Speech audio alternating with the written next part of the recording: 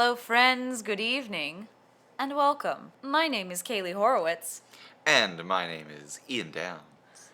and you're stuck with us for the next hour or so, unless you choose to close out and do something else with your time. But if you're sticking around, thanks for joining us. Neither of us really have a whole lot of podcasting experience, but we do have experience talking about things. And that is what we are going to do. Basically. So tell us a little bit about yourself, Ian. Oh, well, now we're turning into a Jesse James sort of combo, it sounds like. But, Jesse! James. T-rocket blast off at the speed of light. Surrender. Oh, wait, we cannot do that. No, we can't. So I am an Ian. That he is. I am studying to become a very important person. Will it happen? That is a good question. But currently, I am focusing on central ideas of fear, especially in theater. And we're looking, and we're interested in narratives. We're interested in role-playing games, especially world building. And how all these things can link together to talk about things. That's how I'm coming at it. What about you? What about you, Kaylie? I am a Kaylie, and I'm eating tater tots right now. That's me as a person. I too am in theater and have recently graduated with my undergrad BFA in performance, and I'm a young professional in the theater acting industry, as well as slowly finding some footholds in the voice acting industry, which is where most of my passion and enjoyment lies. I love stage work, but I also really love voice work. And I love most things, not all, but most things, pop culture. A good chunk of that includes memes, which I love for their dumbness and silliness and all kinds of things that make memes, but I also love them from a sort of social study and psychological study aspect. The trends of pop culture and the dynamic shifting between trends and why we attach ourselves to certain things and all that kind of fun stuff. Pop culture material and media like anime and cartoons and movies and video games and all that sort of fun stuff. I love being able to pick apart and either make fun of or come to some sort of critical discussion about it, but then usually just make fun of. You know, when you say it like that, it makes it sound much less like you're just not a giant nerd. I thought that was the point. I mean, yeah, but we could just say, yeah, you're a massive nerd. That too. Um, In layman's terms, so, I'm a big nerd. And because we're both basically kind of nerds. I mean, I'm sorry, I've offended him already. No. I was going to say, what is it that we are talking about today, oh nerdy one? Oh, yes. Well, today we are talking about something pretty near and dear to my heart.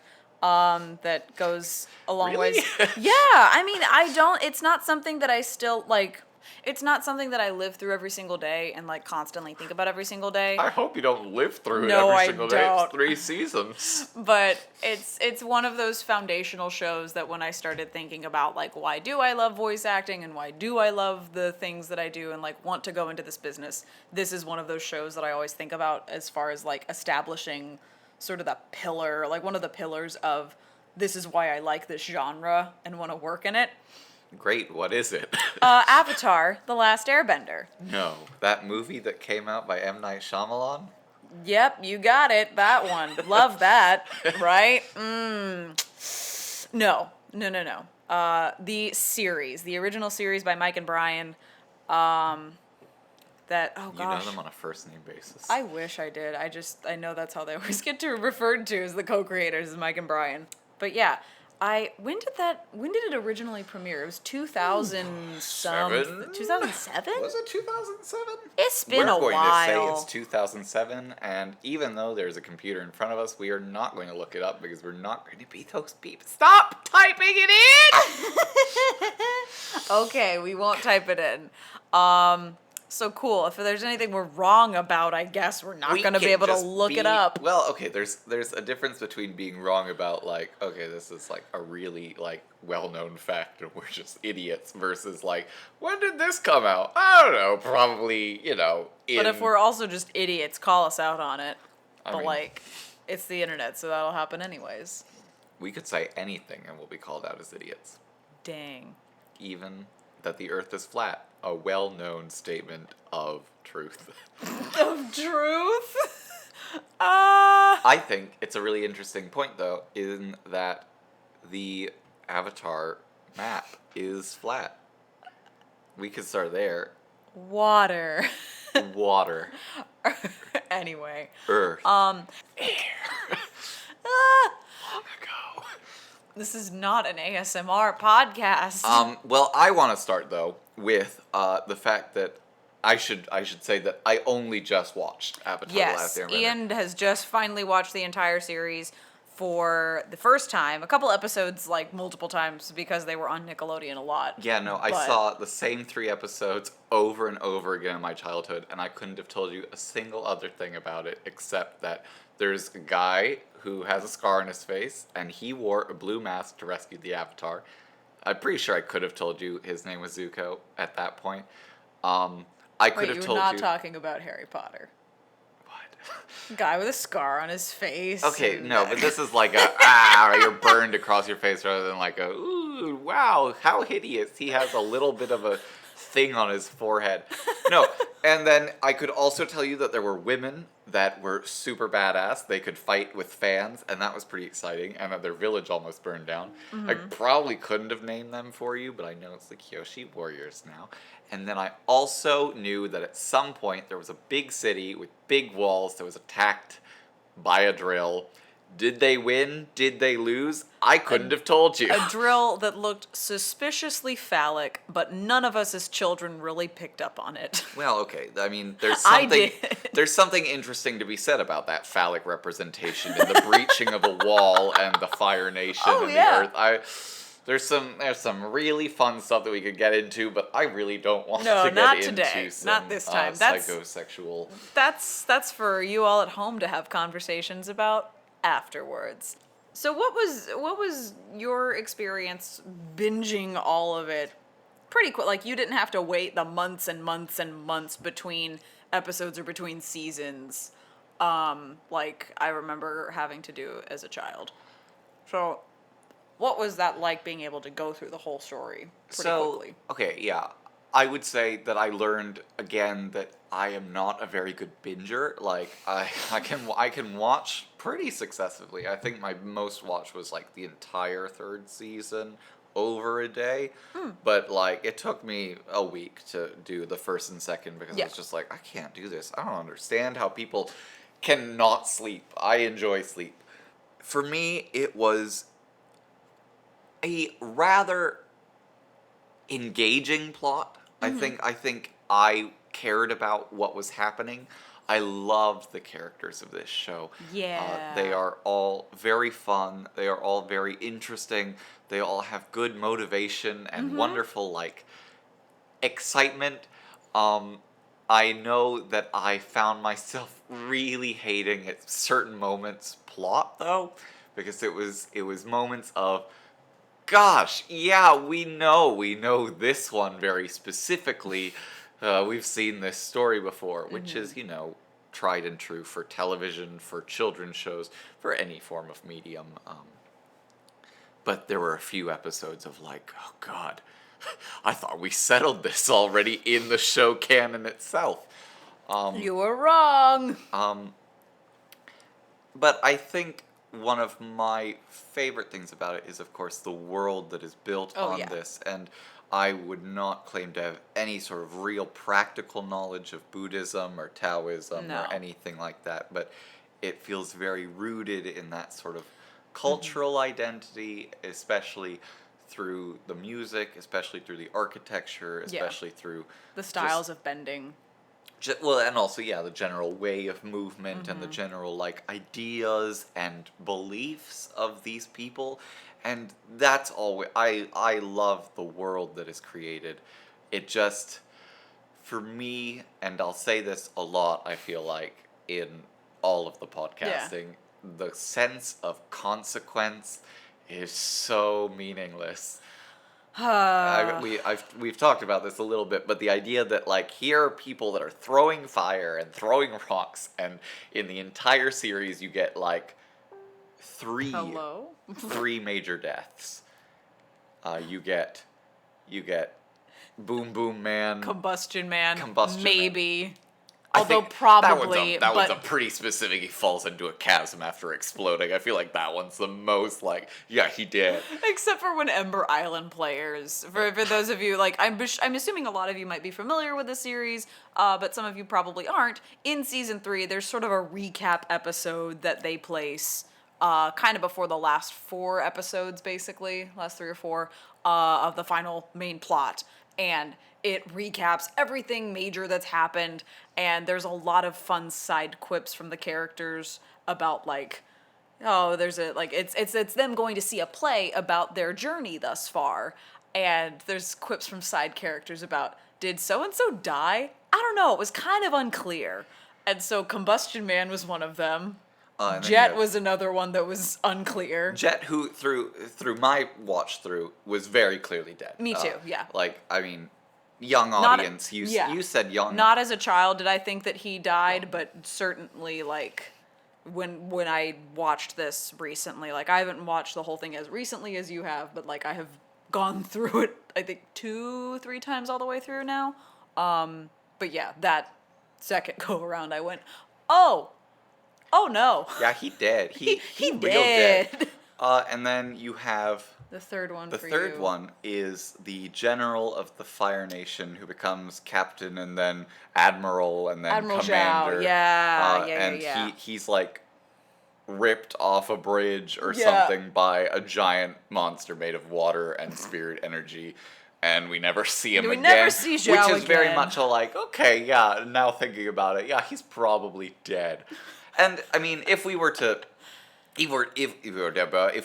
ignore that this is a children's show, I mean, the thing is that it is a children's show, so we like get to a moment of like... The themes in it are not childlike, but because it is a show made for a network whose demographic is largely children, and they were showing this during daytime hours. There were nighttime premieres, but daytime hours...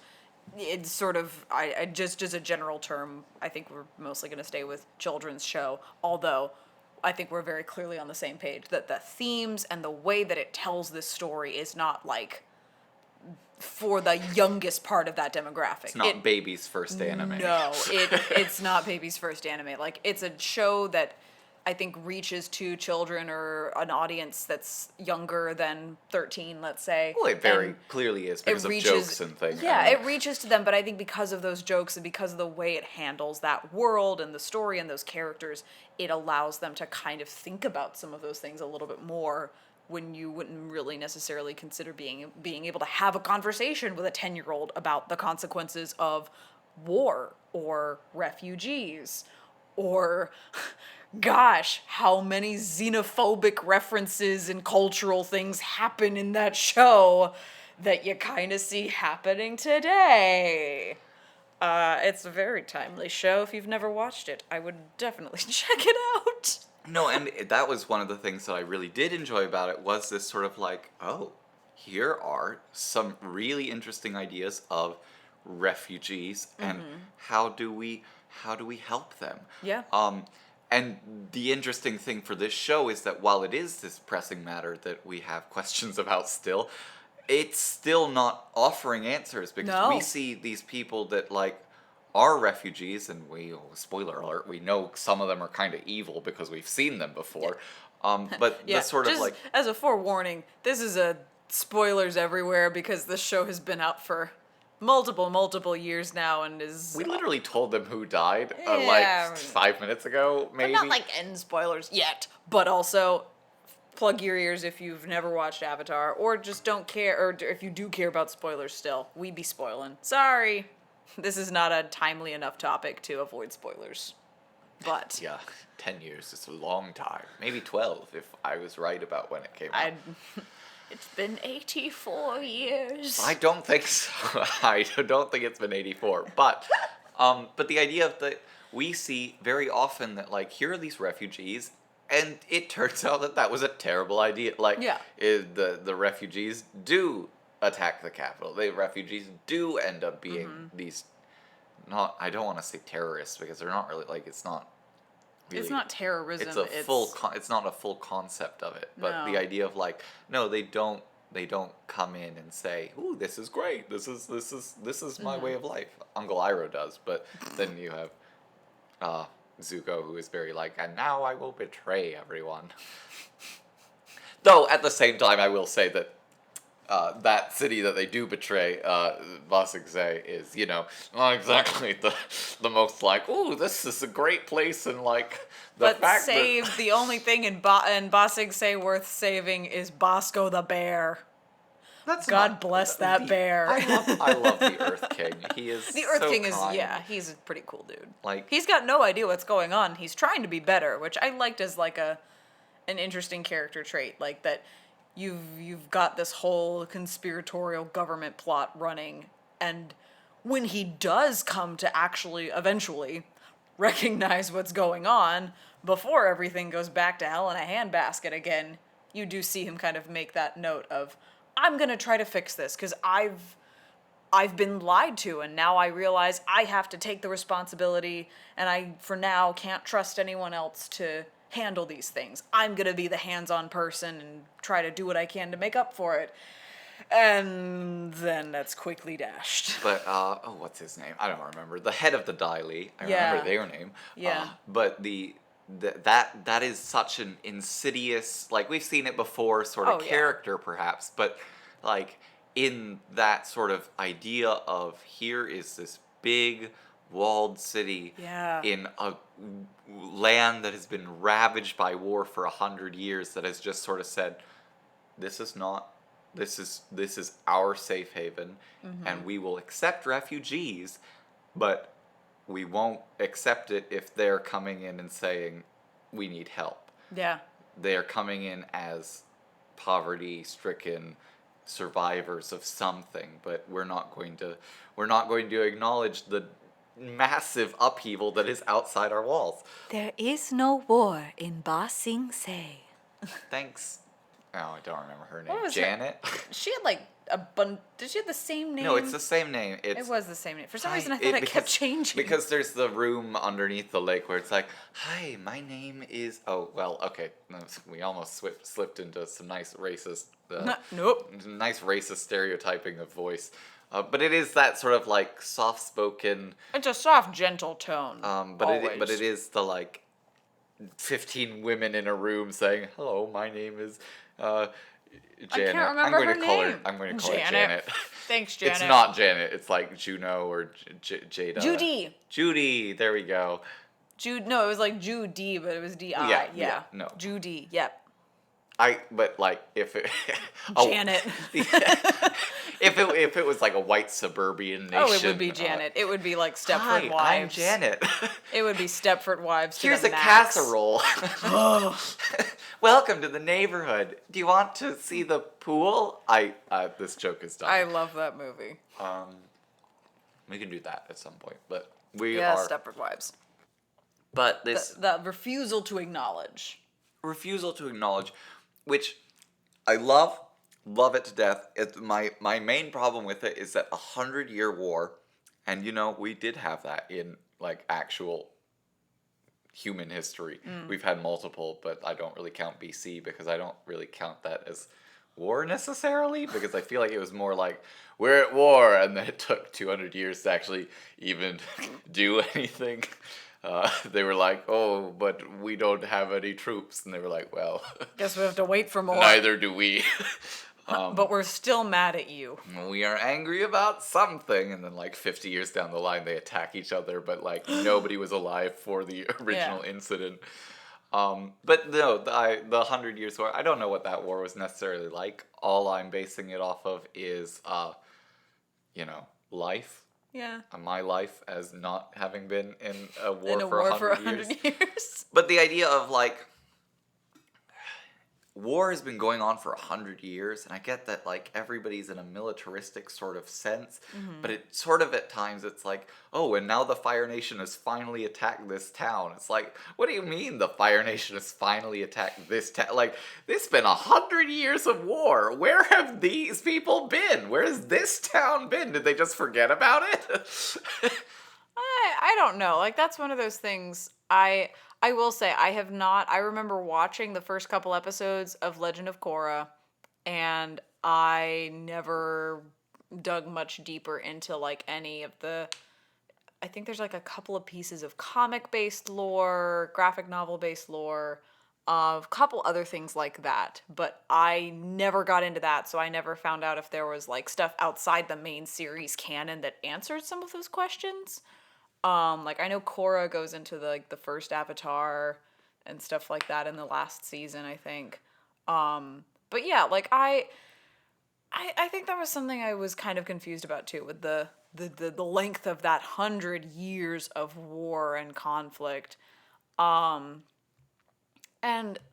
part of it to me, for some reason, I always like answered that question with they were developing and engineering new technology for part of that time. Like, I think there was sort of that slow scale takeover happening in the Fire Nation to unite everyone under Ozai, and like that dynasty. What is it? It's Sozin and who is Ozai's father's name? I don't even remember. Oh, I think Azulon. Yeah, because Yeah. it's Azula's. Yes, that's namesake. Anula's. So yeah, like I feel like in that 100 years there was continuing to establish sort of that uniform obedience to the Fire Lord, and the sort of like how the USSR came to be, the slow takeover of nearby countries and territories under that rule, and developing further military technology to eventually be able to go into the South Pole and raid the entire thing for waterbenders and take them all out, or to slowly pick off kingdoms, cities and very strong provincial towns in the Earth Kingdom, which is, I think if you look at the map, it is the largest Oh yeah, it's territory. it is like an Asia sort, like Yeah. the Earth Kingdom is the Asia of Yeah. that world, and then So I feel like that's where most of their time ended up being spent after having first wiped out all the air nomads.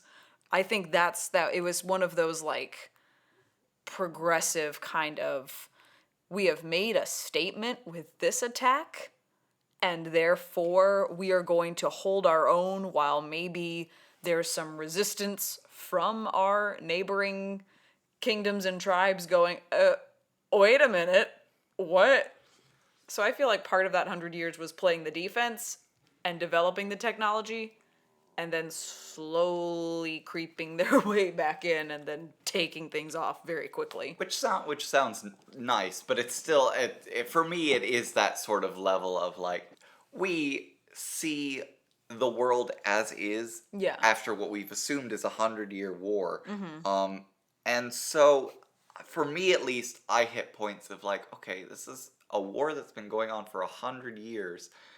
And I guess the thing that stood out to me from what you just said is this idea of technology preparation. So the idea of like, okay, maybe this navy that they have that's like going everywhere Yeah. has not been as strong, or like these things have not necessarily risen. Because the Fire Nation, like, it's mostly land-based, but you do see they have a few islands under their territory, and there's the whole temple for Avatar Roku is on an island separate from the rest of the kingdom. Well, I think they have I think it is. Is it mostly islands again? I think if we equate this to like Earth, Earth, Earth, Earth, Earth, Earth, like Earth. an actual Earth map world. What? Earth map world? Like because I An started Earth saying map Earth, world. but like I remembered that Earth was one of the elements, so it's sort of like, wait a second. Like, they don't call it dirt bending, they call it earth bending. Dirt bending. But, like, look, see, like, they have, Yeah. they have a land, technically, but it's very island heavy. Yeah. It's more like It's like a chain of islands leading up to a big giant sort of like conglomeration. Think Hawaii, but large. Yeah, very, very large. But it's the sort of central conceit, I would say, of this is this is a land mass that has been built by volcanoes. Yeah. Which, like, we see over and over again, of, like, Lots this of flowing volcanoes. magma and stuff. So this idea of this is not necessarily like a land that has always been. It is like a continuously emerging land. Yeah. So, like, the idea, so it's a really interesting concept of, like, here is this land that is taking more, but why are they taking more? Because perhaps their land isn't actually the best. Also, if you look at, like, we're looking at the map through the avatarfandom.com. Thank you, fandom websites. Ba Sing Se is all the way on the other side of the map from the Fire Nation. And it's huge. Ba Sing Se is huge. Like, if we keep... And also, remember the imagery when they finally get to Ba Sing Se. There's this huge buildup of finally getting to Ba Sing Se. And it is a giant city. It's like 4 cities combined into one. It's not even real. Like, it is, here is a country inside Here's the a walls. metropolis the size of a small country. Like, we're thinking, what is it, Blade Runner? Those, Never like, seen Blade Runner. but the super mega city, Yeah. like rural super mega, like ancient times super mega city. So Yeah. you're thinking the population of like 500,000. Yeah. Like 500,000 is not that much. I realize. Lots of people. 500 million people Yeah. think in a city that is still rural and agriculturally based to some extent. And you've got that. That is what Ba Sing Se is, with like shadow organizations and fun little things within it. And you know, I don't think I've ever actually like stopped to like really pick apart one of the maps for Avatar. But that makes a lot of sense then. If it's taken them 100 years after the initial start of the war, like 100 years, Aang disappears shortly after the air nomads are wiped out. No, the air nomads are wiped out at the same time as he disappears, I thought. Well, yes, but like a couple days separation, I mean. Like, well. Aang runs away because he can't handle being the Avatar at age 12. No. Runs away, and it's assumed that very shortly after he has left, that the air nomads were wiped out. And they were wiped out, and this was one of the things that I really appreciated in some way, is like you find out like really early on about the like cycle of the Avatar, and like this like things have happened this way for so long. So the idea that Sozin wipes out the air nomads is very, very tactically clever, of like someone in there has to be the next Avatar. And that makes sense because you look at the map and Fire Nation has immediate access pretty closely to the northern air nomad temple domain. I think they're the eastern. Is it eastern? The western. Western. Because I know my cardinal directions. I'm apparently. sorry, I don't. Because it was the western, the southern, and then the western, eastern. southern, east. There's no northern. That's right. There's only north and south poles. Yeah, western and eastern temples are to the north and south, basically, of the Fire Nation. And then it's that southern, or no. That is the southern temple, because it's the closest to the South Pole, because that's one of the first stops they make. I said the southern. Oh. The southern air temple. I'm not paying attention. I said that was the western. Hello. I've had some Zinfandel. So, the western... People are, like, imagining, like, that, and I'm like, no, I'm pointing at that, and, like, people are like, wow, this must be a really complicated map. Where could it be? And, like, they're going to look at it, and they're going to be like, what the hell? Surprise. What do you mean? I'm actually just an idiot. No, the western and the southern... I don't know if the microphone picked that up, so I'm going to say it again. I hope it did. That's no surprise. Wow, rude. It's my menagerie. You ate the last tater tot. I did. Rude. This is just rude. White Zinfandel and tater tots. What a pairing. But no, so Fire Nation, according to this map, has like pretty close access to the Western Air Temple and the Southern Air Temple. with the eastern way off to the side, tucked into the Earth Kingdom, basically. Which you'd think would be like an easy, like, you could just wrap around. But as I said at the very beginning of this, it is a flat Earth. They do not exist in a globe I'd be world. very curious to know, like, is this like our map where we have spread it out onto a flat sheet of paper to be able to read it and, like, I don't think they have, because they never once go circle the other back? way. Yeah. They never once say, okay, we're coming from here to here, so we might as well go. Like, they go, oh, look, Ba Sing Se is so far away from where we are in the Fire Nation. And you're like, Well, they don't start in the. Or you mean the Fire Nation? no, but there are themselves. times that they're like, Ba Sing Se is so far away, we're like here, or we're like here. And it's like, okay, but you're not, though, because if the globe is round, you just, You sail around. like, you're literally right, like, you should be there instant, like, like, okay, maybe not instantly, Wait, here we go. Okay, so this is a different version of the map, but it's a little bit more globish. It's at least circular, but I want to see if somebody has, like, made a globe of this map, because I have never considered this before. And now I'm concerned. But I mean, like, I just want to say, though, that, like, if we remember that this is coming from, well, okay, that's I don't know, that maybe this is culturally insensitive. Please tell me in the comments if it is. But the idea that this is coming from Eastern Asian sort of ideas and culture, that one of those things that I clearly remember from, like, you know, third grade, when it's like, oh, we're talking about different religious ideas.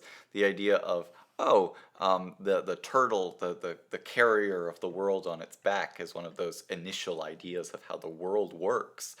Part of me wonders if, like, that's what we're looking at. We even meet in that final episode. turtle! The final episode's the, like, turtle lion. The lion turtle. Oh, maybe that way. Lion turtle. That is like, oh, if as long as you're green and blue, then any sort of red and blackness can be wiped out, because that's how we do in the spirit world. I'm blue, da ba dee da ba da. And then they sing that, right? Yeah, no, I think that's actually how the show ends. Is Oh, good. Aang sings Eiffel Eiffel 65, 65. Blue. I'm blue, and then just, maybe it's just a giant ocean. Look at that one. That's See, the other question. Is it just ocean? which is, like, really exciting if you're the Fire Nation, because it means that you're the one getting the most land, theoretically, because your volcanoes just keep erupting as tectonic plates shift, and, like, you just get more and more land. Yeah, you get enough firebenders together, you summon that magma up from the core of the earth, and you just create more volcanoes for as long as you can see past you, and you just make your own land. Okay, here is a major question, which I want to see how long we've been recording before I ask it. I don't know how long, because it tells me. 1,045. It tells me in measures. It tells me in measures and not seconds. How long is 1,045? I don't measures? know. What's your question? Okay, my question is, in the desert, and this is a big one, in the desert, there are sandbenders that move their little carts. I'm getting real close to the mic because I want them to hear this. There's sandbenders that move their little boat cart things with the power. Oh, there's a spinning globe. There's a spinning globe! There's so much water! I mean, theoretically, if it is a globe, there has to be that much If it's water. a globe, there's so much water on the other side of this planet. This is really fascinating. Sorry. Continue. Okay, but Sandbenders. the idea is that Aang is the last avatar. No, not the last. He's the last avatar. He is the last avatar. That's the name of the show. Avatar, the last avatar. You can tell that I watched all the seasons recently because of how well I know the name of the show. Airbender, the last avatar. No, but these sandbenders move their ships with wind generated by sandstorms. But my thing is that like the moment at like the like seeing that, it was very clearly a small dust devil tornado thing. There's no like up like, and it's never done again. There's never any sort of like, Yeah. there's nobody that's like, oh, I have this mud, so I'm going to make a tornado with the mud. Like nobody like, oh, I have these rocks, so I'm going to make a tornado with the rocks. And before you're like, oh, sand has different qualities because it's really tiny. No, what?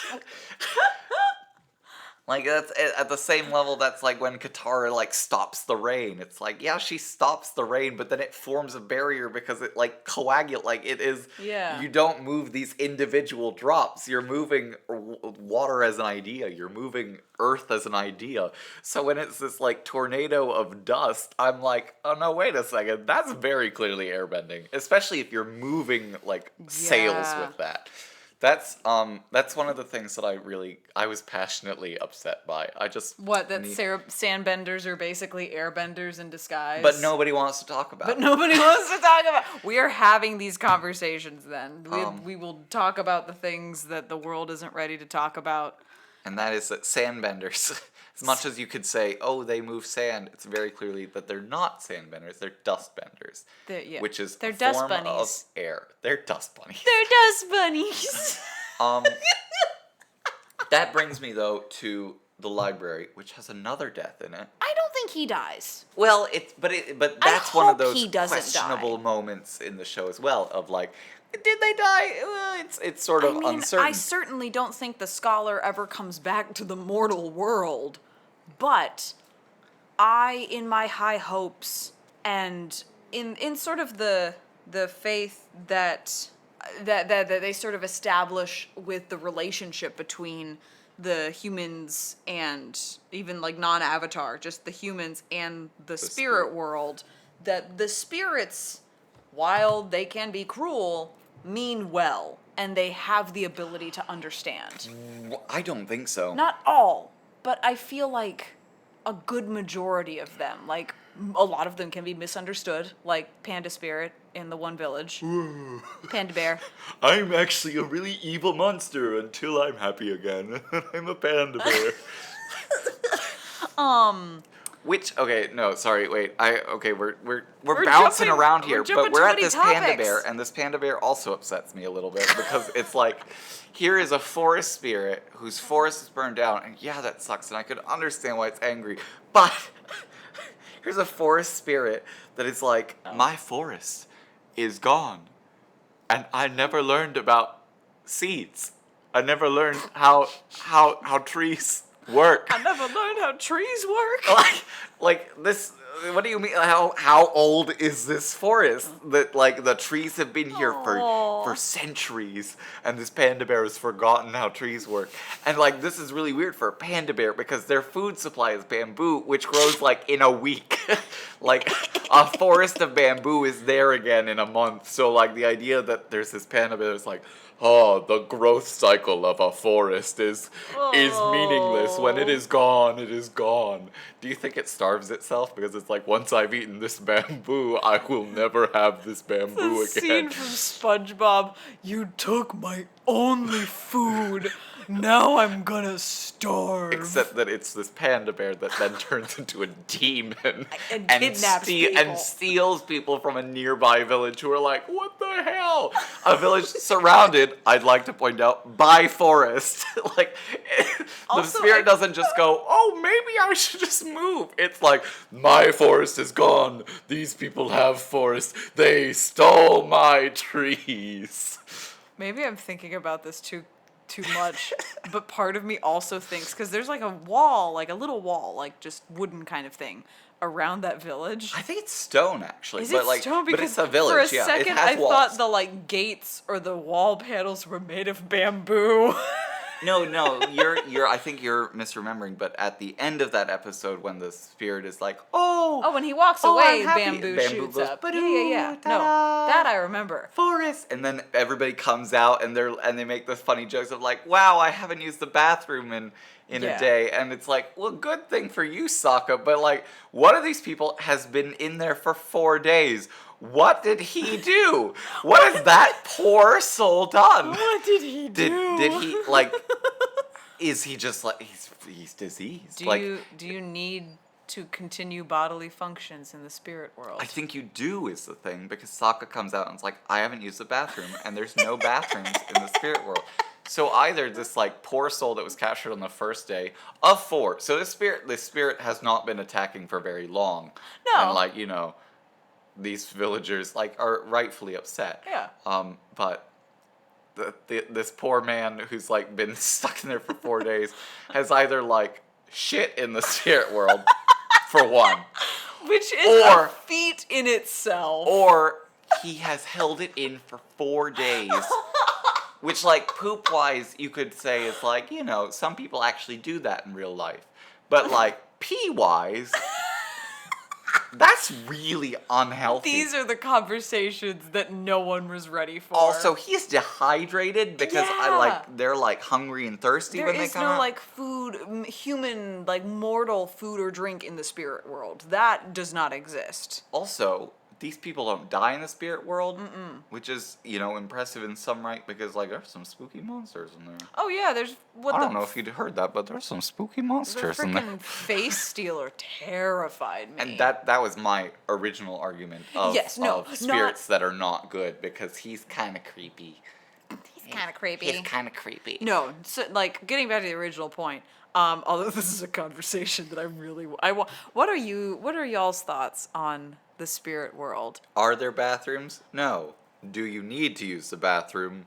Questionable. Are you automatically a badass if you can shit in the spirit world and get out alive? You may be able to bend fire, but have you ever shat in the spirit world? Take that, Fire Lord Ozai. What the hell are you talking about? I shat in the spirit world, I can shit in you. That's a very different ending to the story. That's a very different ending to that arc.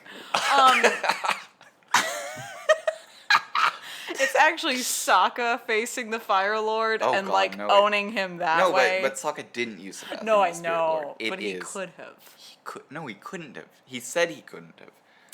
But maybe he just wasn't desperate enough. He wasn't ready. No, but I want to go back to the library. The library. Library.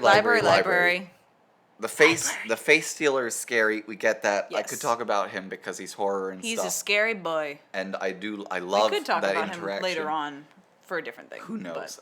We've been talking for probably about let's keep 45 talking. minutes. But so library. Library. This is one of those optional deaths. But I love the library because to me it's very Library of Alexandria-esque. Yeah. Which I'm still not over. Where nobody's No over. one is ever over. If you're... If you ever are feeling happy, just remember that the Library of Alexandria If you're ever feeling good about life, just remember that we lost God knows how many years of progress and history and documentation just through the burning of one library. And arguably some of those scrolls were out and we actually Yes, we did recover quite a few.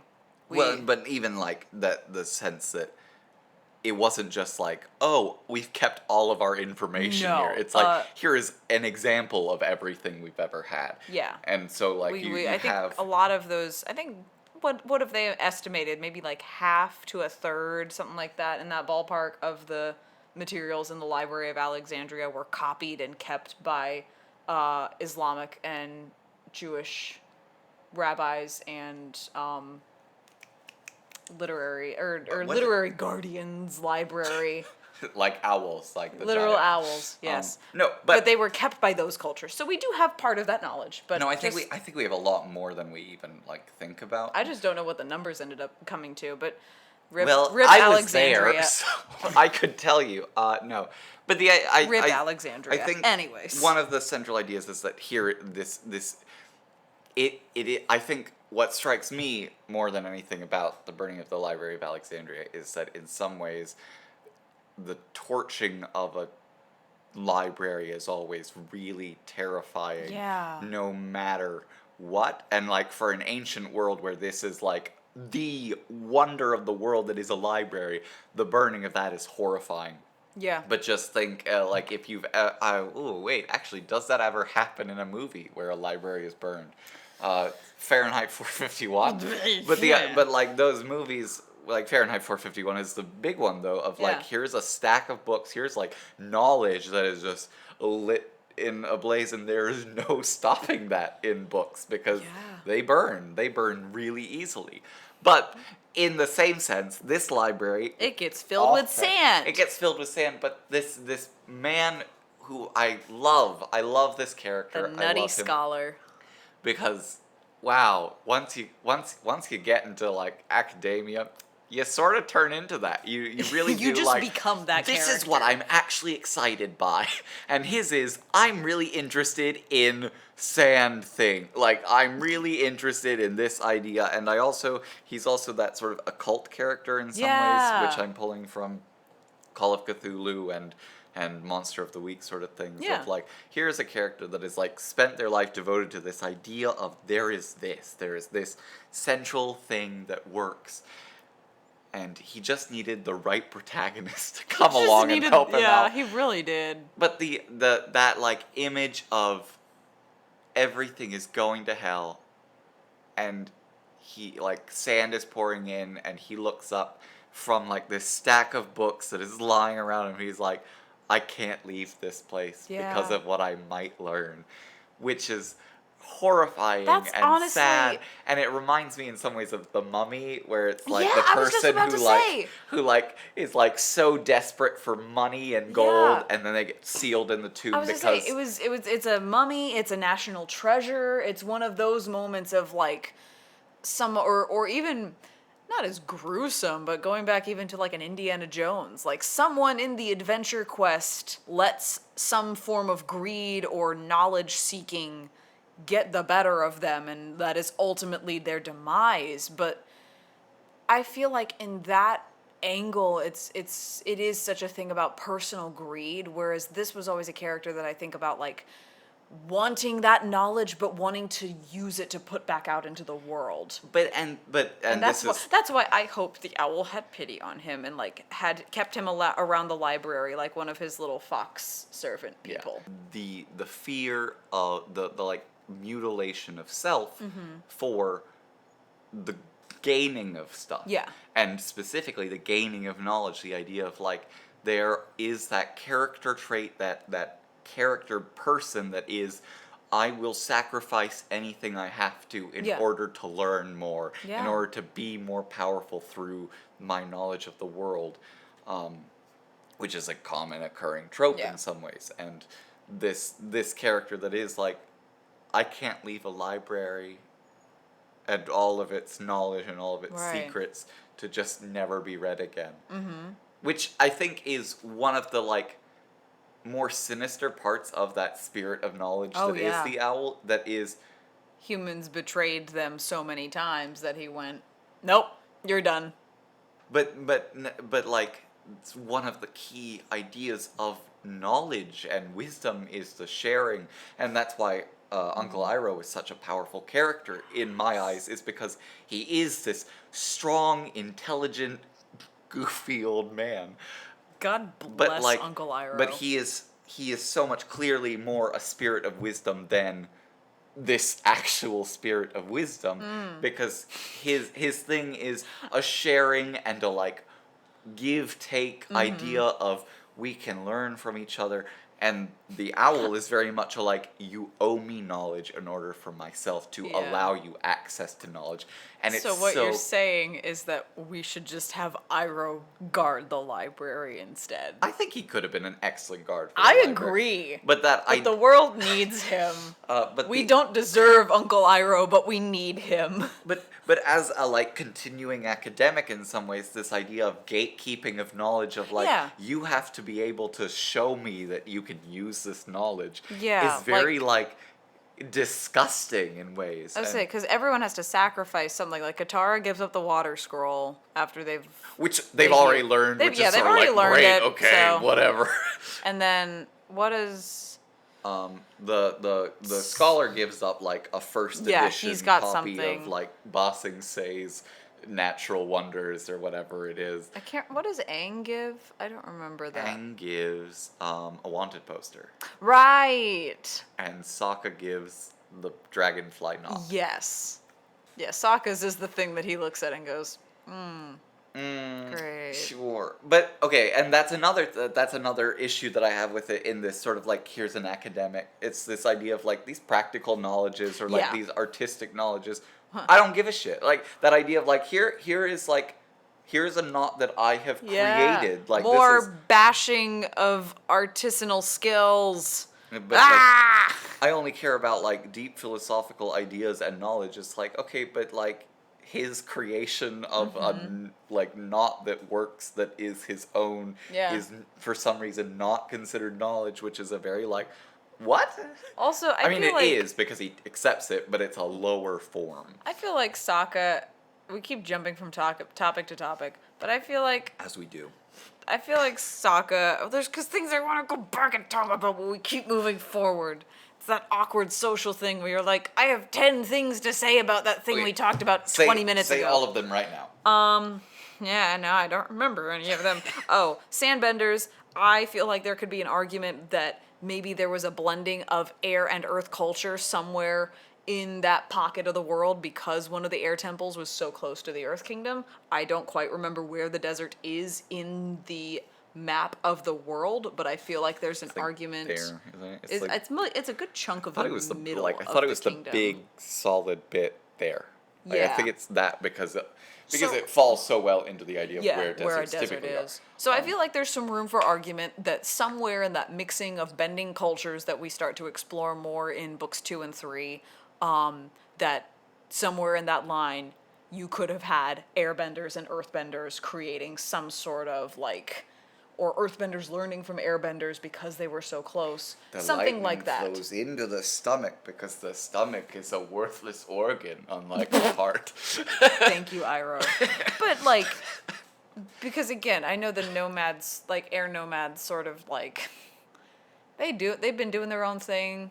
They're pretty chill from our limited understanding of that culture, that like they were content to be in the same place, even though like they weren't, or that ironically, nomads I know usually exactly, ironically as nomads are, but you never hear about airbenders traveling. You never hear about airbenders like, they're air nomads, yes, but that's the thing that confused me. You never heard about them, like, moving from place to place other than just having limited physical attachment in the world. Well, no, okay, so they move from place to place. Like, you saw how all of the air temples had like 20 different buildings. They just traveled from building to building every so Dang, often. I've been overthinking this question. You're right. It's why like whenever they're in the air temples and things, they're like, wow, we have to travel a really far away to get to the next one. It's because like they traveled from each one. It's like extended vacations. Oh my god. Anyway, number 2. So yeah, so that's my theory on Sandbanders. Sandbanders. Banders. Dust bunnies. The dust bunnies, yes. My theory on them is that that's some airbending, earthbending, cultural blending, because I feel like to sandbend requires both a craft of knowing how to use the air, but also being able to control that earth around you, because even Toph, a very skilled earthbender, has trouble working with sand. Everything's grainy. Please help, I can't see. Which, I mean, like, if your like vision is based on If like your vision ground is based on underneath that, you, it's miserable. Makes sense that it's grainy because sand. Grainy. I hate this. Oh. Yes. Oh. Toph got a lot of shit for that. I felt really bad for her during that whole scene. But You don't care about Appa.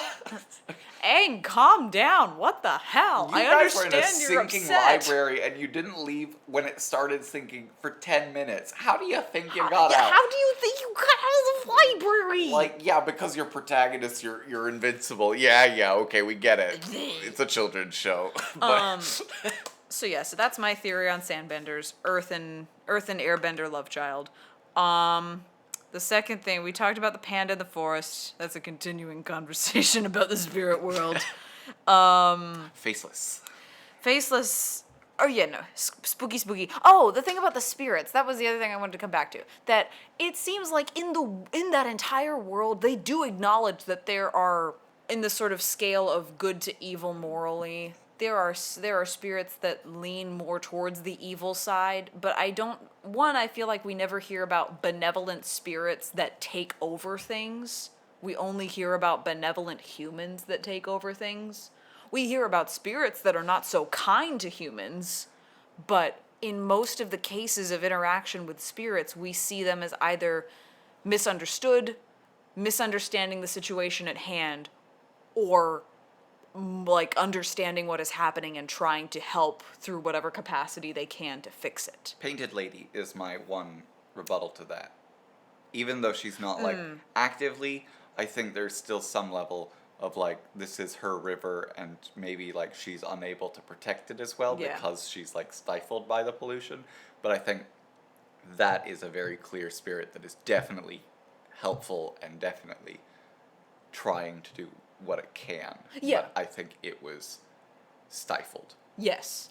Anyway, sorry. And that's sort of that, like, that human and environment relationship, and that obviously when you stab the fish, you're gonna piss off the other fish. So, No. like, think about that next time you want to kill the moon spirit. Which is a really that's another death. I guess that's 4? Wait, 5? Yeah, 4 'cause and a half. technically, yeah, it is a death, but not a death for Yue, but also, Christ, I still get emotional about it like it's a death. It was a death in the making. Oh! I meant the spirit fish, honestly. That was a death. That's Well, the death. I sort of... Uwe doesn't count. She was already dead. She was just imbued with life. Wow, you take that back. No, she was... That's how it works. It's literally explained. Sokka's girlfriend It's turned into the moon. like, they bathed her in water, and then her hair turned silver like Elsa. And she gained magical powers over ice and... Wait, no. No, she's not a waterbender. Was she not a... No, she wasn't a bender. She was just a really privileged girl. But she did acknowledge her privilege. She did. And then she turned Check into your the privilege. fucking moon. Be like Princess Yue, check your privilege, turn into the moon. Wait. We say as two white people. I know. Check your privilege, turn into the fucking moon. Wait, what? That was me turning into the moon, I guess. I don't know. That's me turning into the moon. But yeah, that was sort of the spirit conversation we had before we talked about all the library stuff, was like that most of the spirits in that world, you never see really a supernatural being wanting to take over the world or take over this large thing out of their own volition. It is a drive to either, if they are angry, it's to defend or to protect or to restore balance because something has gone too far. And that's that Painted Lady example, that they just kept polluting her fucking river, and that she wanted to fix that. But she couldn't in some ways exactly, because she couldn't. She is polluted. Like, one of the interesting things that you bring up is this idea of they don't really, like, pursue other forms of chaos or other... like, it's not like here's some good spirits and here's some bad spirits. Like, which is interesting because of the idea of balance in the world. Yeah. And, like, so... One of the things, and I think this is one of my, like, maybe I don't understand this philosophy well enough, but the idea of Taoism as that sort of, like, there is a balance of good and evil. The spirits really don't abide by that, even though they're supposed to be the embodiment of balance. It almost, it's, the more I think about this show, because I've had this thought cross my mind before, the more I think about it, it almost feels like the spirits, like, it sort of feels like however the world and humans came to be, whether it was alongside the spirits or the spirits were there before humans, or however that philosophy works, it sort of just feels like the humans went, or the spirits just went, oh shit, these guys smell like trouble. Let's just make one of them like us and make them do the manual labor about restoring all the balance, and we can just take a vacation. And whenever they die, let's just bring them back.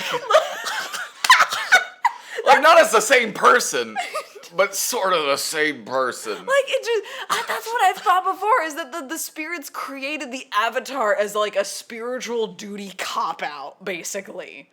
Like, some of them chose to stay in the world to sort of observe what happens, like the moon and the water spirits. Moon in the ocean. Or moon in the ocean. Right? I don't know. Maybe I just corrected you out I of think lies. so. But, like, they decided to stick around, and Iroh talks about this as well. Like, there are some that wanted to stick around in a physical form, or some that wanted to stay a spirit, but continue to interact and observe and look out for places that they became attached to and things like that. But overall, like the panda in the exactly, forest like the panda that in the had been forest. standing And for the painted lady. thousands of years, and then he wasn't there anymore. He went, well, this is the end. He was having an identity crisis. This is probably what happened to the painted lady too. She was like, "Where's my river? All I see is trash." Well, I guess the world's over. Rivers are no more. That's what my mom says when she looks at the state of my room. There's just trash. I see nothing. That's how the people of Auburn respond to when a building is over 5 stories. Buzzing. Nobody will understand that reference, but oof. But it honestly, the more I kept thinking about it, the more it felt like the spirits just made the Avatar as like a spiritual duties, spirit entity responsibility cop-out. You said duty. No. How dare I?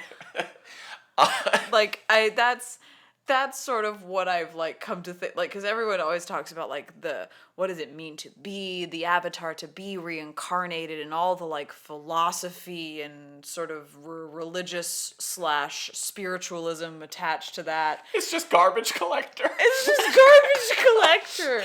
It's just, you're the babysitter. That's what the spirits made you for, is to be the babysitter of humanity. If you take it a step... I'm gonna sound kind of sacrilegious for this, and I apologize. But if you take it a step further to the sort of, because I've seen people compare this to the Jesus Christ mythos. Superstar. But that if you say that this spiritual being who is greater than man and has all of this responsibility and the weight of the world on his shoulders is sort of kicked out of the spiritual place where he was born from and sent to live among humans as the sort of nanny. Well, and okay, this is something that we've actually discussed a lot in one of my master's classes, because I'm a master. Pokemon Master? Yep, that's what it is. That's what I'm studying. Pokemon Master.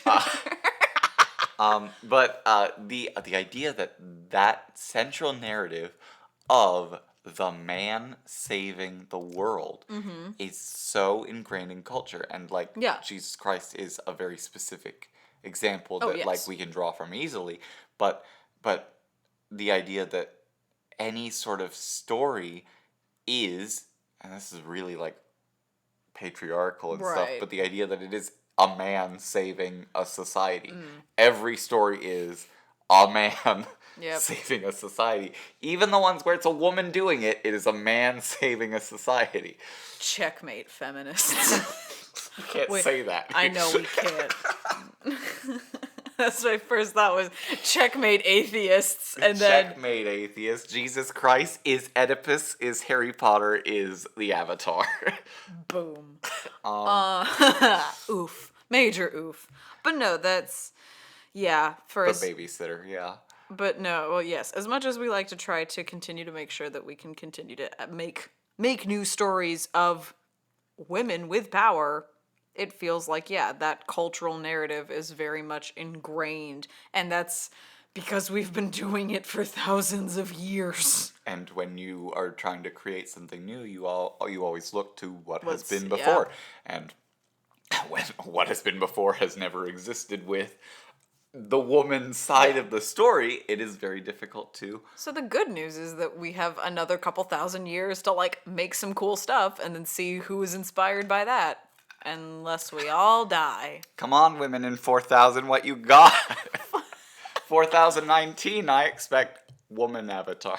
Yes. Wait, no, that is Legend of Korra, right? That's about all I know about that. Isn't she supposed to be, like, the air? Wait. No, she was a waterbender. Korra's a waterbender. What do you mean the heir? The heir of Salazar Slytherin, of course. No. No, Korra, from what I remember about my experience watching the first couple episodes of Korra and then continuing to stay in touch with the fandom and people that continued to watch it, that one's sort of, I think not that they tried too hard, but they were driving the car and they took the turn too quickly and too hard into a different direction, because the theme of Avatar: The Last Airbender, I think, was ultimately this sort of mythos and this epic legend of a journey, of a long rising and building conflict on a global scale that And needed balance. and finding a way to restore that balance after a century, basically. Whereas Korra suddenly became this story of the personal, which you definitely have a lot of different personal elements in the story of Avatar: The Last Airbender. Like, I feel like some of the most compelling places of those narrative points and plot points are the times you get to explore the inner characters and the interpersonal relationship, not just here's the grand plot that needs to be worked out. But I feel like Korra took a lot of time in that inner self and interpersonal, because the thing I took away from it so much was the relationships. And yes, obviously shipping an Avatar was a very big thing. I'm still a Katang shipper, and I know it's canon, but I was shipping it from the very start. Fight me! I was actually a Momo Ang shipper. You fucking furry. Wait, but but no, I was just gonna say, because everything that I ever heard about Korra boiled down to and it was exciting when, they finally kinda sorta got to do Korrasami, which was her and the other female character, instead of her and the two male characters who are her friends. Yeah, it's like she could be bi lesbians. or that.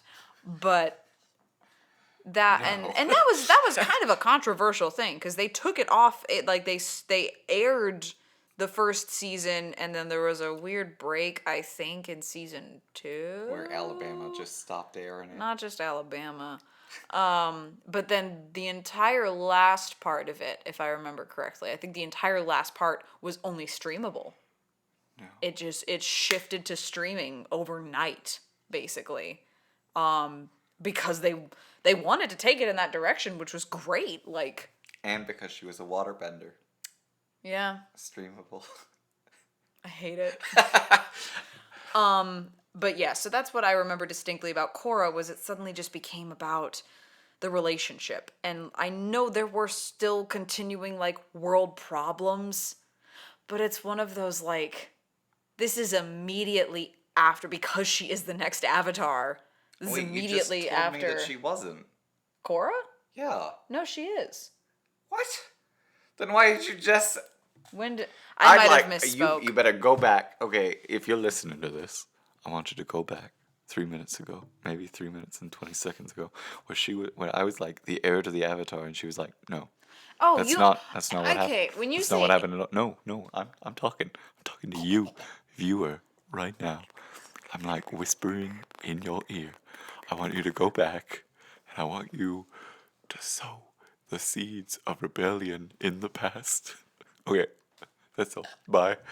No, when you say heir to the Avatar, I thought you meant immediate family, in the lineage of Aang. No, she is the next reincarnated Avatar. Yes, I misunderstood what you meant by heir, because I always think of heir as inheritance.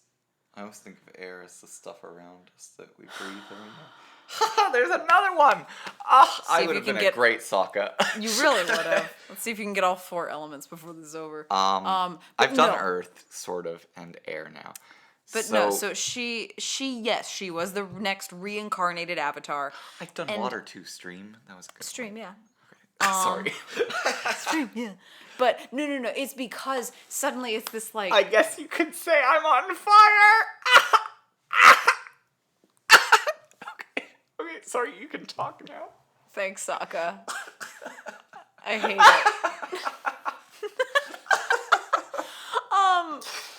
No, she. So I bang my head into the table real quick. That's it. Yep. No, she is the Avatar reincarnated.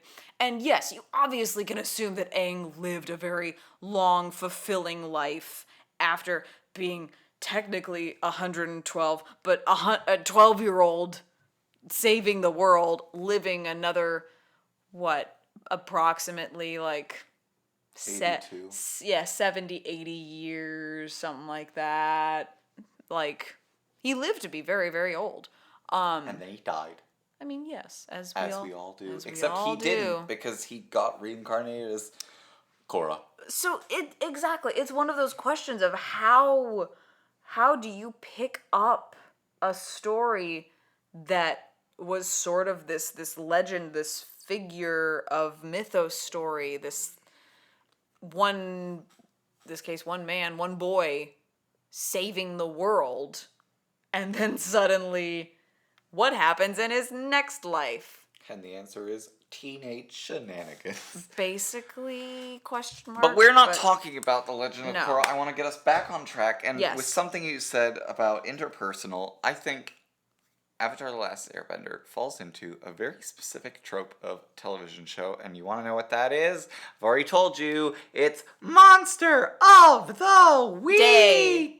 Week. Yeah, week. Is the actual official term Yes. because it's a weekly scheduling thing. Yes, it But is. the idea of here's your chosen one.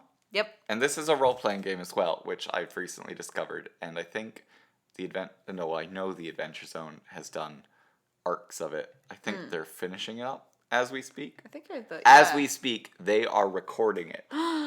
We're on schedule with the Adventure Zone. the McElroys. Oh, sure. But no, I have the Clearly, I'm PDF. not a fan. I have the PDF for Monster of the Week pulled up. It's a pretty interesting time. But the idea of the chosen one, the Avatar, the spell slinger, what's her name? Katara. I knew it. The mundane, which is Sokka, sadly. And then, like, extra people that get added in every now and then. But the idea of, like, these people every week have to engage with a different kind of monster, a different kind of monstrosity. And sometimes it is, like, investigative of, like, what happened here or where is this thing. And sometimes it is, a monster is attacking our village. It looks sort of like a panda bear if somebody who had never actually seen a panda bear tried to draw one from memory. Like, you go from that to at some point in the beginning of season 3 of Katara having to face what she thought was a sweet old woman who was actually a bloodbender, which was terrifying. Oh my goodness, I love that episode.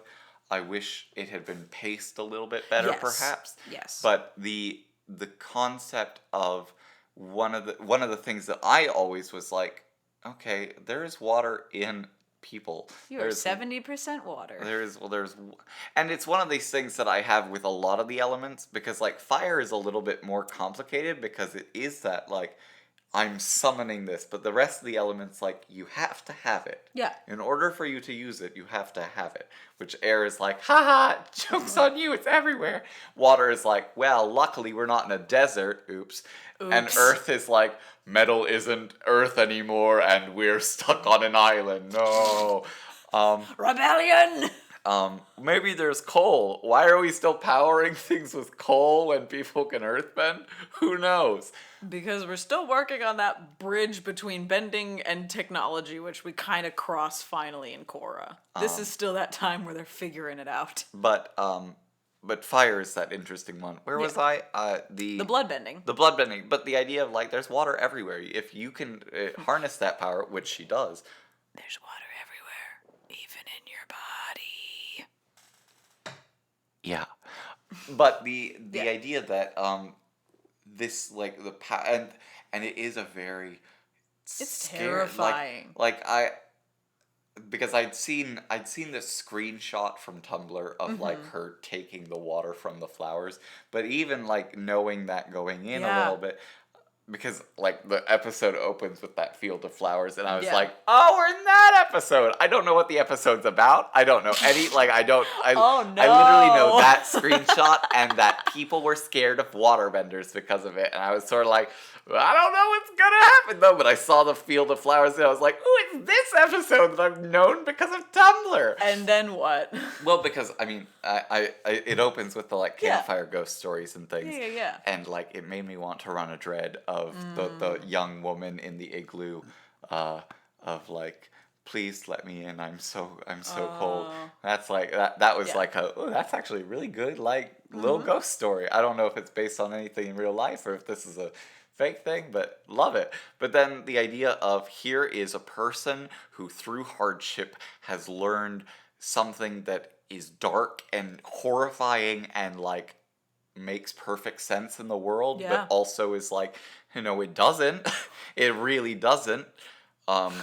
And like if it weren't a kids show, those people wouldn't be locked up in prison still. They'd be fucking dead. Yeah. They'd be like, That would be like some witch trial level shit right there. yeah, no, that's and the fact the funny thing about that episode, and I'm sort of sad it didn't go anywhere, is the like, you'll be locked up for a long time. It's like, isn't that what caused this series of events? Is that like she was locked up for a long time and she Yeah. went, well, I guess the only way to survive is to be fucking evil.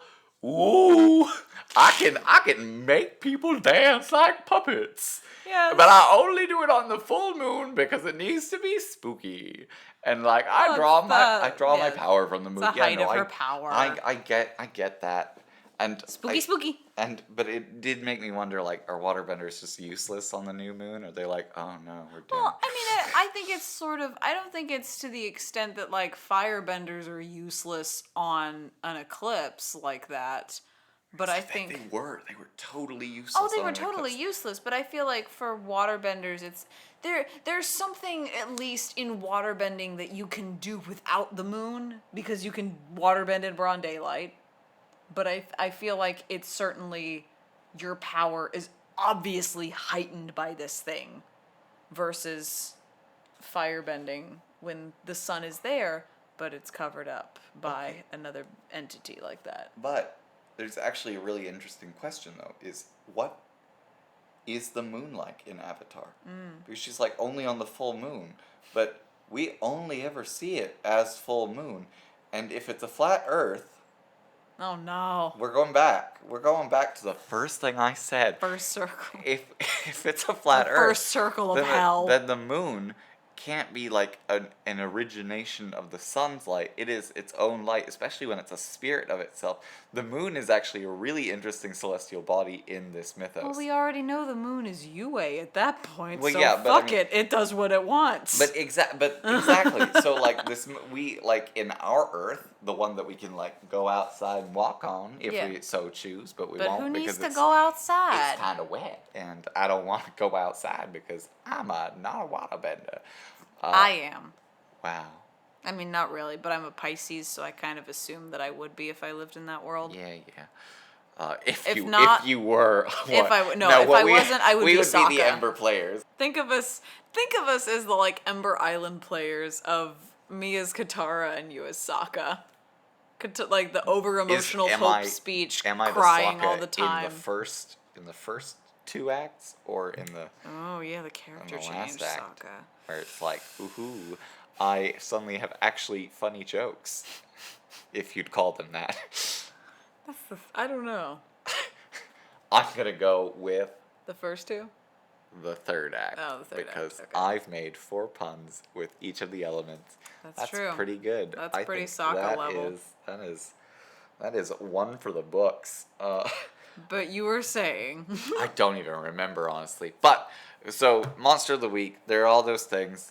The Waterbender, Spooky Bloodbender, love that episode. Yep. It actually was a really good episode. And for me specifically, that, like, ripping of water from the surrounding life as, like, like that kills it. Like that is not Yeah. that's not like a, oh, maybe this will come back. It is a No, she like did. it is a swathing of life. Yeah. And the idea of like, oh, I can bloodbend, but I can't do that necessarily to a person yet is still like, no, but like theoretically you're pulling this moisture from trees and plants. You could easily do that with animals and people. Oh, yeah. Which is like, if this isn't a kid-friendly show, you're finding a lot of husks of dried people that have been like dehydrated beyond belief. Which is horrifying Which to is, think of. you know, that's one of the Indiana Jones deaths. What have we talked about? We've talked about Flat Earth, Avatar. Shitting We've in the talked spirit about world. shitting in the spirit world. Dustbenders. The Dustbenders and The library of the Owl Man. Right. So there's a bunch of conspiracy theories we can come back to, but I think a general question I never got to ask was, what was, in your first time watching, what was your favorite episode or one of your favorite episodes? Okay, I do like. I mean, we've talked about a few of them, but I love the Bloodbender episode. What's the title of the episode? Couldn't tell you. Neither could I I. don't pay attention to any of those. Who needs title cards? But that episode, I like the library episode, but again, the pacing of it is just so Yeah. ugh. And I love.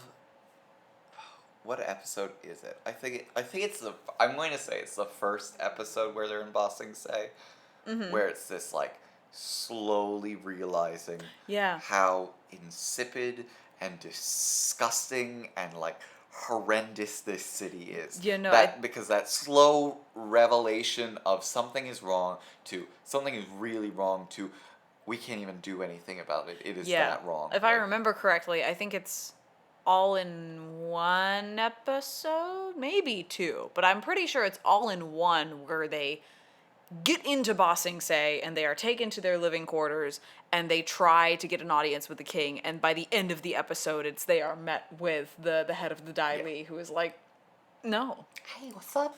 I'm in charge, but I'm not. Heard you want to see a bison. Be a shame if something happened to him.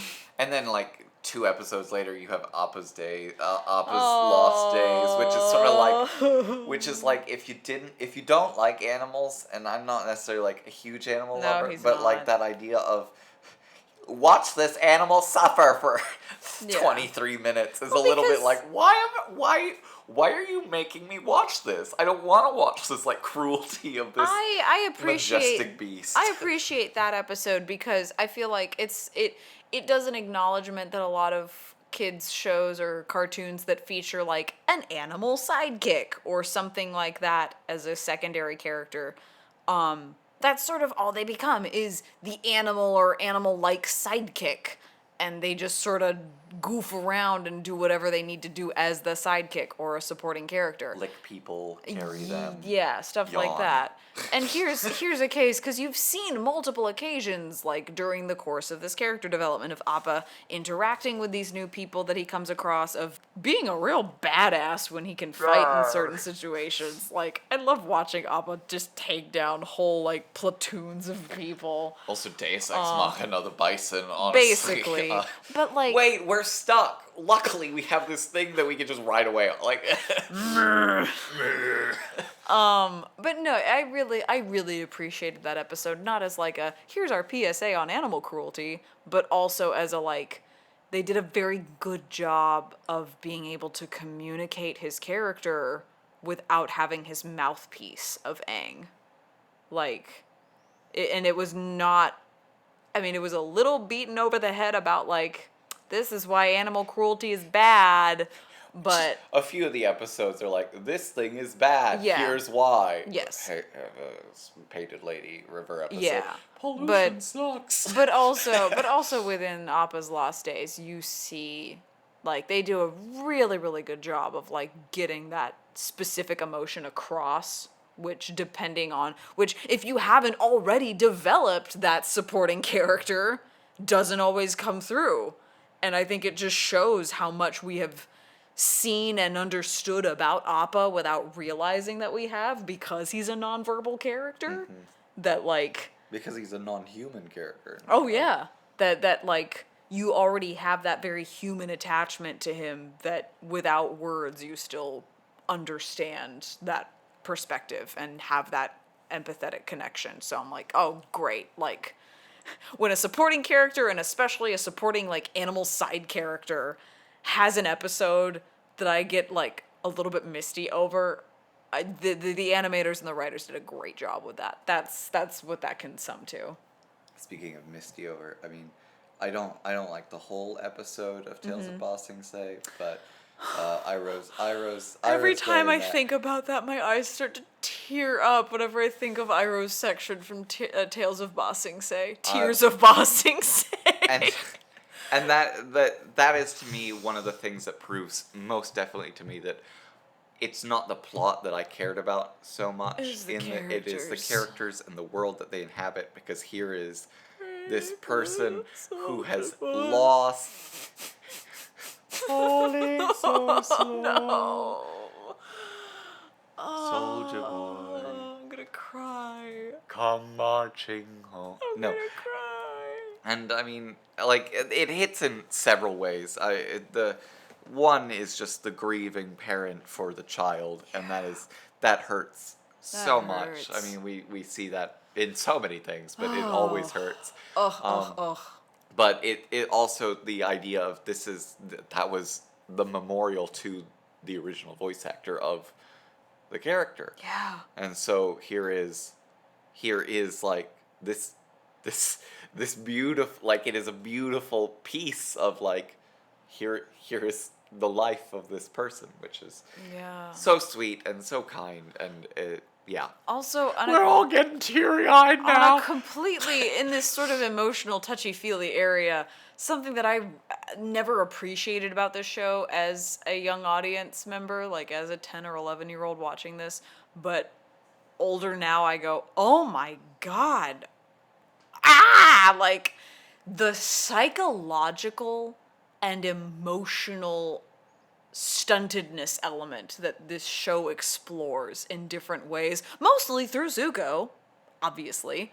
Like, Aang as well. Aang Like, as well. No, exactly. Like, Aang as well. But it comes through largely in Zuko's character because his entire arc revolves around the pursuit of a goal because he thinks it's what he needs, the denial of the self, and ultimately having to come to terms with the self, and through coming to terms with the self, acknowledging the trauma. the that he has trauma been of his dealt. past, and really taking that for face value, and not, in a parallel to Aang, not running from it anymore.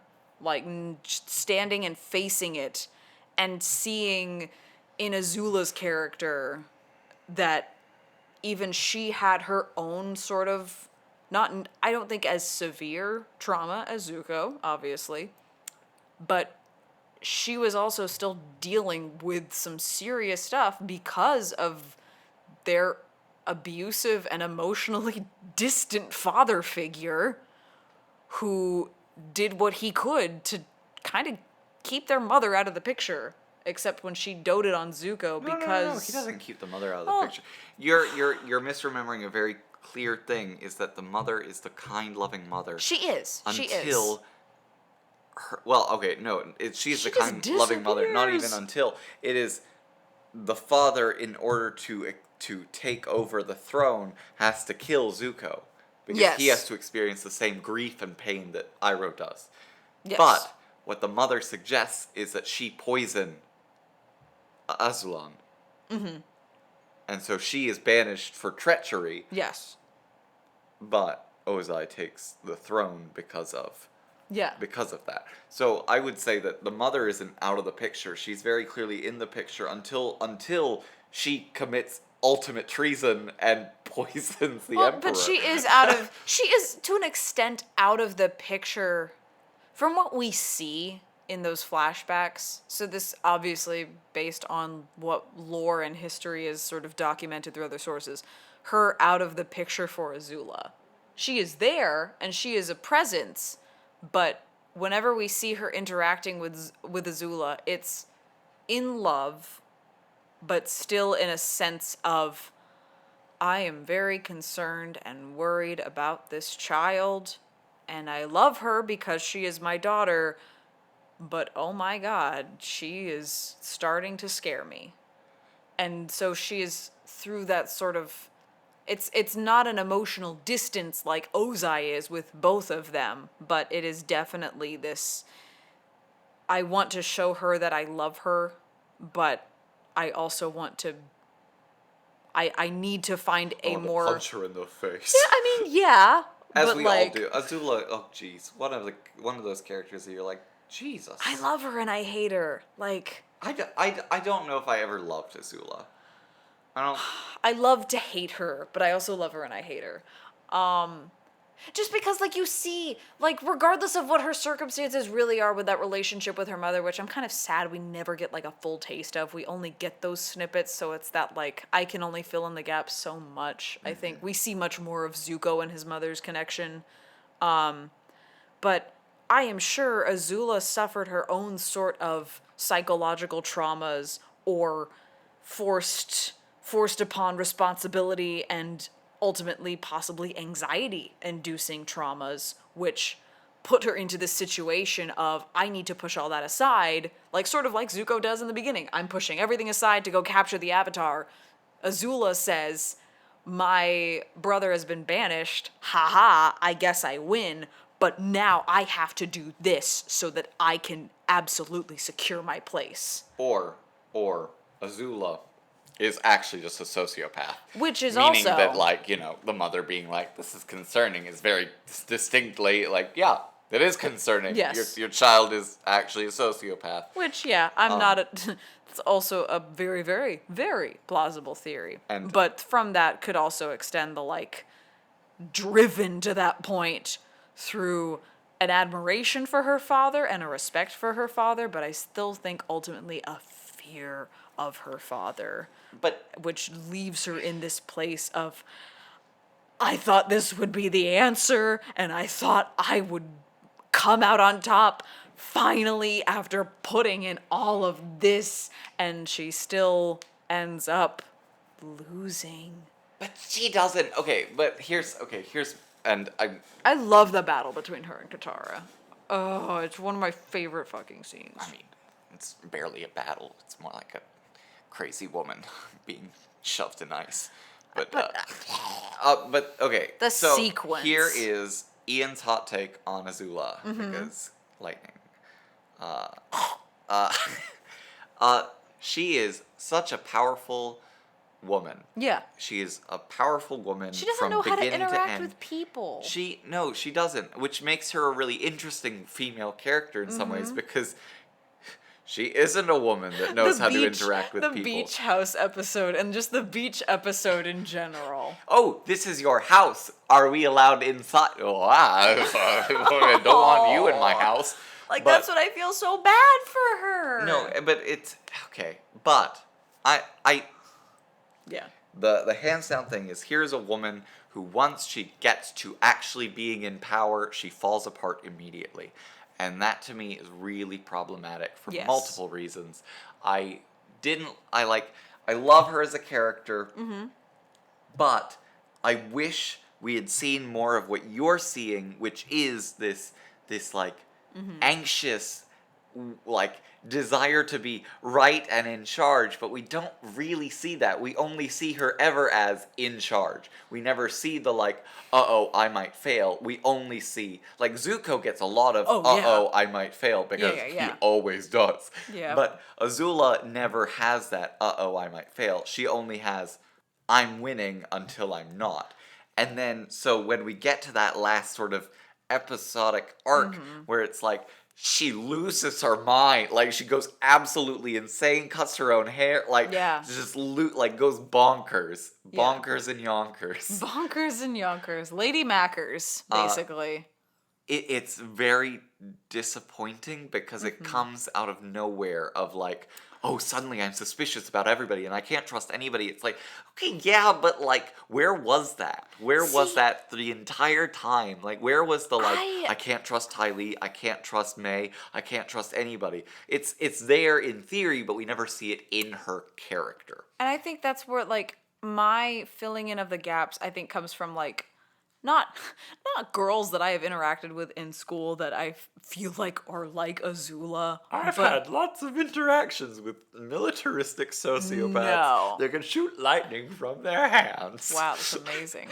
No, it's not in that, but it's that sort of that attitude and that haughtiness that she carries herself with. Like whenever she's like pissing on Zuko for failing a test or for failing to demonstrate his skills for their grandfather, like she of course assumes that preservation of face and saves face and still sits smugly with her father over the fact that Zuko has failed. But like I remember the episodes where he's having flashbacks to her coming into his room and like she's teasing him and egging him on. And whenever You're gonna die. Yeah. What? For me, whenever I read Again, sociopath. yeah, also sociopath. Like, I think, for me, yeah, that's like theory A, the more likely one, but theory B, the one I wish we would have seen more as well, but I see a case for because I think this is just how I interpret it. Those actions of egging someone on to me automatically register as coming from a place of insecurity, leading to the possibility of some place of anxiety buried underneath. But Azula does a very good job of saving face the entire time. That you never fully see it, which is understandably why, by the end of that arc, we wish we could have seen it more. But we see gradually and only in very small places the way she puts her chips down and plays her cards in the sort of, and now I'm going to bring back Kaylie because obviously we were friends, but she left me to go join the circus, but now I need her because she's useful to me again, but there's been that separation. So, can she trust her? Maybe she's not entirely sure. May? Probably a little bit more dependent because she's at least been within the inner circles of the Fire Nation as like a general's daughter or something like that, military child kind of thing. At least some sort of commanders. Yeah. Like, So they capture Omashu, Omashu. which I hate the episode where they return. It's so annoying. I don't. But so I think it's in those small accumulations and just sort of tracking behavior pattern of Azula that, again, it's filling in a lot of blanks, but I think there is definitely a case of in that detachment from her father, and as much as she wanted to be the sibling that outshone the older brother who was supposed to take the throne, and hearing all that history about how it was going to go, and then seeing her dad take the throne above Iroh, like, that I feel like would have fueled her fire to again, sort of in a parallel to Zuko, put blinders on and say, I'm gonna do this thing no matter what. Be more successful than Zuko at doing the thing she set out to do, but at the cost losing that emotional reconnection that Zuko ultimately ends up having no matter how much he doesn't want to face those things. He ultimately comes to terms with all of that. She refuses to because she can become fixated on this place of power. Because she knows she's capable and she will get what she wants. Her means is all by an external force. And that's all really great and all, but like Uncle Iroh's words echo through my head where Zuko asks, "Oh, I thought you would want me to like make up with her or something," and he goes, "Oh no, she's crazy." I know. Like it is that like here's the like calm, sensible person who is wise beyond his years, who has saved dragons from ultimate defeat, who loves tea more than anything, and poisons himself to have some good tea. Oh my god. Who is just like, that bitch crazy. Yeah. There's no room for this. And I think that's also sort of a fandom thing, is everybody has wanted to like, because they decided to go in the direction of, we're going to give the antagonist an antagonist to make the first antagonist a redeemable character. and then everyone wanted to attach some humanness to the next antagonist. Who's the antagonist after that antagonist? And then exactly, world, and then they society. had to that write in. Nah, that bitch crazy.